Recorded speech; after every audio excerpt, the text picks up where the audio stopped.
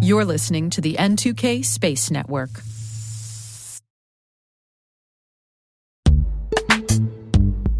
Most environments trust far more than they should, and attackers know it.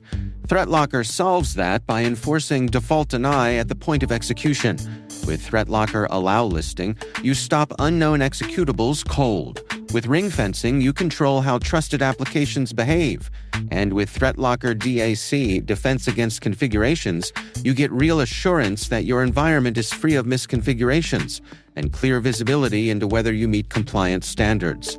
ThreatLocker is the simplest way to enforce zero-trust principles without the operational pain. It's powerful protection that gives CISOs real visibility, real control, and real peace of mind. ThreatLocker makes zero-trust attainable, even for small security teams. See why thousands of organizations choose ThreatLocker to minimize alert fatigue, stop ransomware at the source, and regain control over their environments. Schedule your demo at threatlocker.com/N2K today.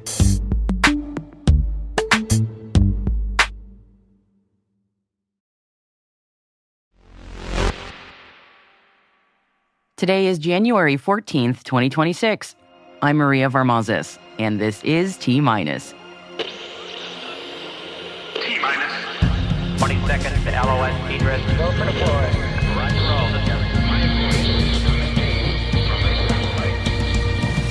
5. Crew 11 is due to begin their return journey to Earth from the International Space Station.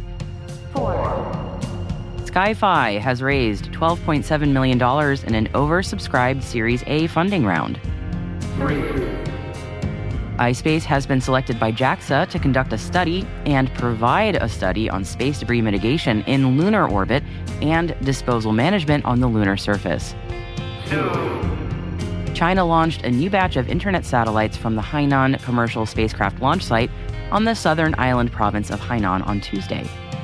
1. Chinese firms have submitted more than a dozen proposals to the ITU for 200,000 internet satellites.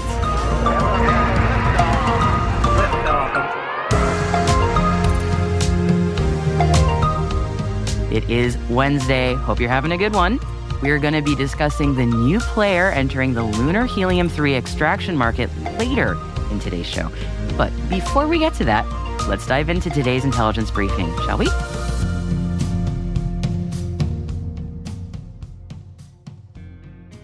On yesterday's show, we talked about SpaceX's plans to expand its Starlink LEO constellation to at least 15,000 satellites, with ambitions to double that size if and or when they can secure that authorization. But they are not the only ones looking to dominate Earth's orbit.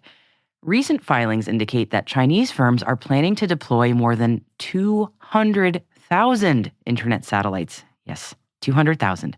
With formal submissions submitted to a UN agency shortly after Beijing publicly raised concerns over the congestion caused by Elon Musk's SpaceX constellation. Again, that number, 200,000. More than a dozen separate proposals from Chinese satellite operators were lodged with the International Telecommunication Union, better known to most of us as the ITU, at the end of 2025. The largest proposals came from initiatives known as CTC-1 and CTC-2, which were each designed for 96,714 satellites. Beijing has not been happy with SpaceX's dominance and have raised concerns about the Starlink network, which is already crowding shared orbital paths and creating potential collision risks. So we shall see how the ITU deals with the requests in the coming months. And speaking of those internet satellites, China launched a new batch of them from the Hainan commercial spacecraft launch site on the southern island province of Hainan on Tuesday. A Long March 8A rocket carrying the 18th group of low-orbit internet satellites blasted off at 11:25 p.m. local time and then sent them into their preset orbit. The rocket, which was developed by the China Academy of Launch Vehicle Technology, is a liquid propellant carrier rocket measuring 50.5 meters long. Let's head on over to Japan now, and ispace has been awarded a contract by the Japan Aerospace Exploration Agency, better known as JAXA, to conduct a study and provide a study called Analysis for Space Debris Mitigation in Lunar Orbit and Disposal Management on the Lunar Surface. Japan says that it commissioned the study after Artemis Accords signatory nations, including Japan, identified the limitation of newly generated, long-lived, harmful debris as a critical challenge for achieving a sustainable cislunar economy.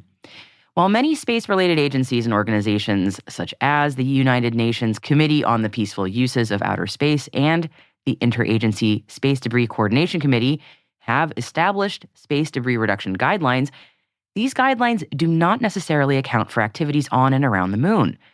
JAXA says, with the anticipated expansion of development and exploration, future challenges will include addressing appropriate measures for post-mission disposal methods and management of spacecraft. ispace has been contracted to examine the practical effectiveness from a private sector perspective.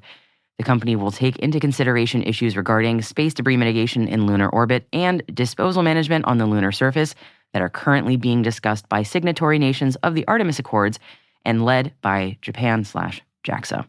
Leave it to Japan to be concerned about how to dispose of trash. Moving on. SkyFi has raised $12.7 million in an oversubscribed Series A funding round.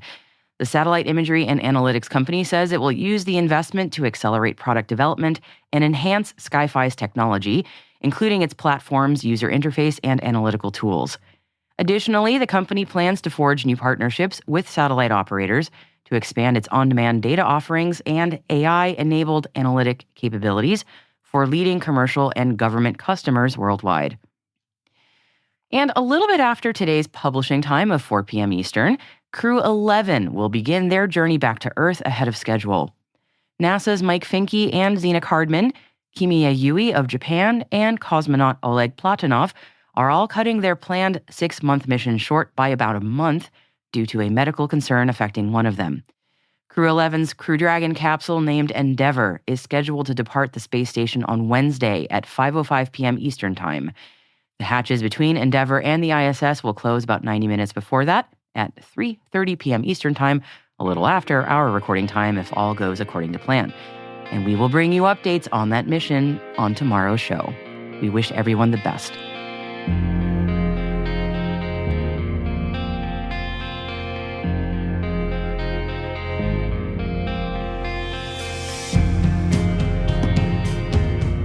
And that wraps up today's Top 5 headlines.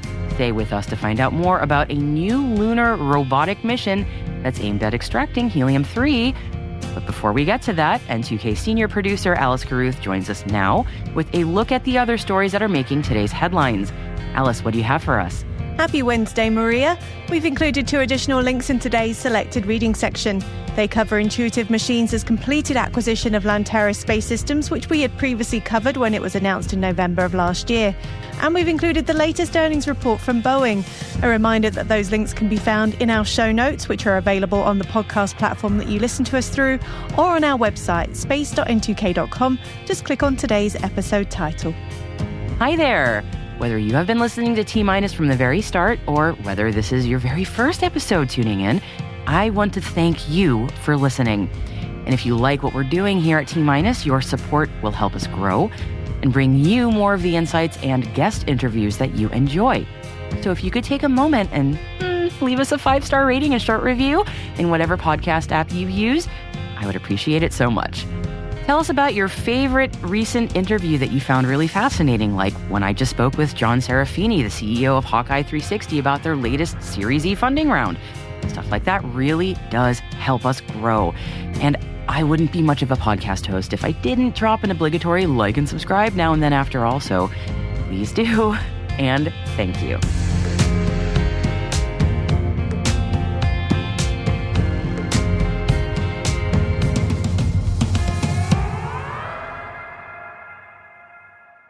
We'll be right back.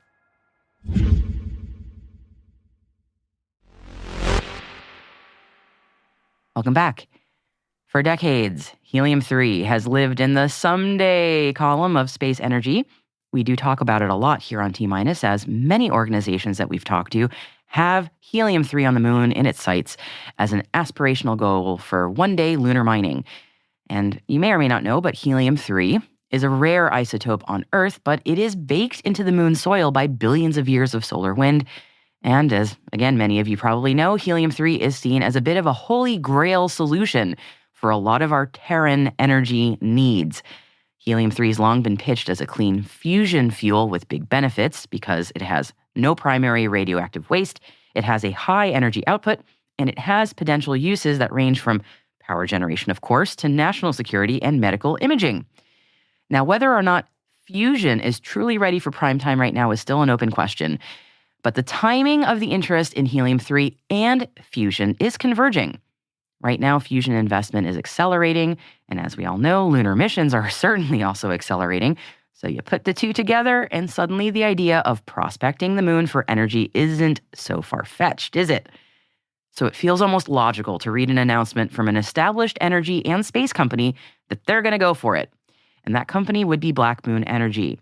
And they've put out an announcement that they are ready to go looking for helium-3 on the moon, with plans for a robotic mission to the lunar surface aimed at de-risking future helium-3 production.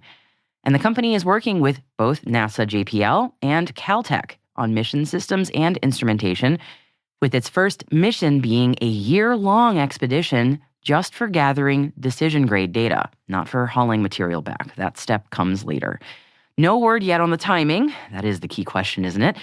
But with both space and energy sectors very invested in missions like this, and I do mean that literally, with investments estimated from billions to trillions in fusion tech globally, I'm sure we will be hearing more about helium-3 prospecting timelines very soon.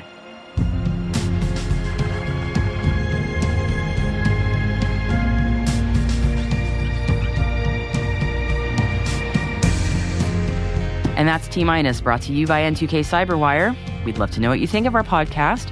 Feedback ensures we deliver the insights that keep you a step ahead in the rapidly changing space industry. If you like our show, please share a rating and review in your podcast app. Please also fill out the survey in the show notes or send an email to space@n2k.com.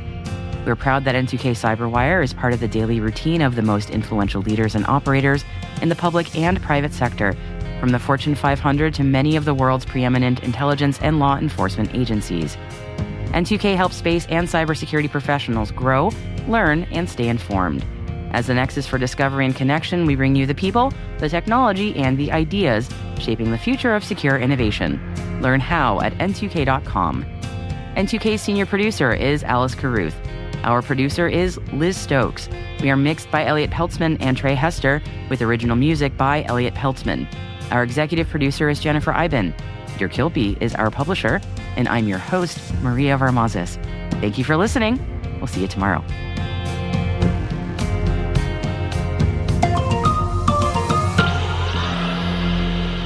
T-minus.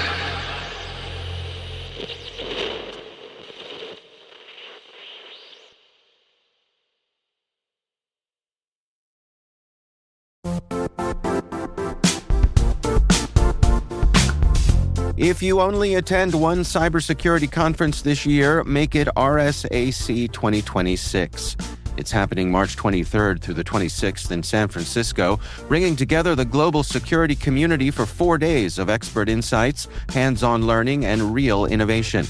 I'll say this plainly, I never miss this conference. The ideas and conversations stay with me all year. Join thousands of practitioners and leaders tackling today's toughest challenges and shaping what comes next. Register today at rsaconference.com/cyberwire26. I'll see you in San Francisco.